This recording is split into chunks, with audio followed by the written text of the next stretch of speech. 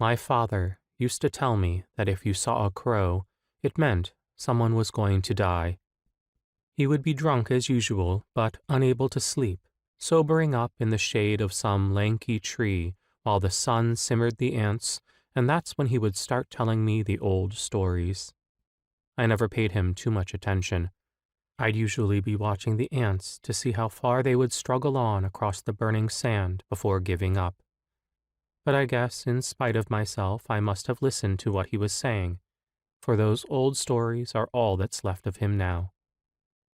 Always keep an eye out for crows, he would say. They're nothing but tatty black messengers of death. They came the day before your mother was taken, and I don't doubt they'll come back again for me. I never really cared about my father.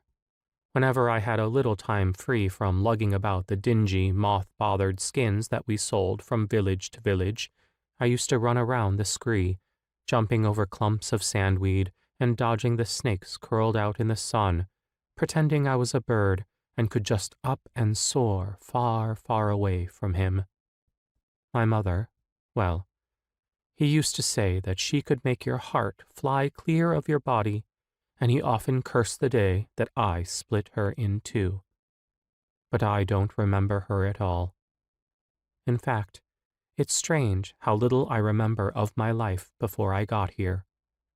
Like one of those mirages we used to hear about from desert traders, my childhood sometimes seems as if it was nothing more than an elaborate illusion, a lost possibility that no amount of longing can call back into existence.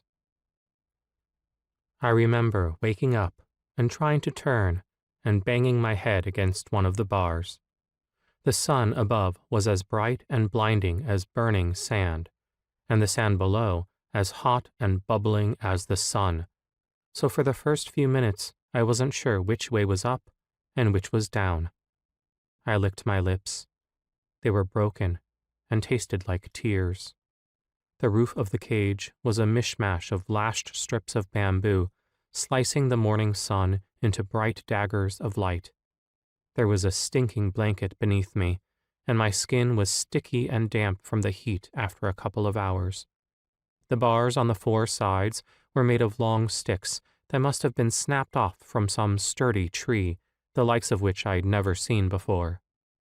I found that I could reach my arm out to the elbow through most of the gaps between the branches, but there was no way my head could have got through.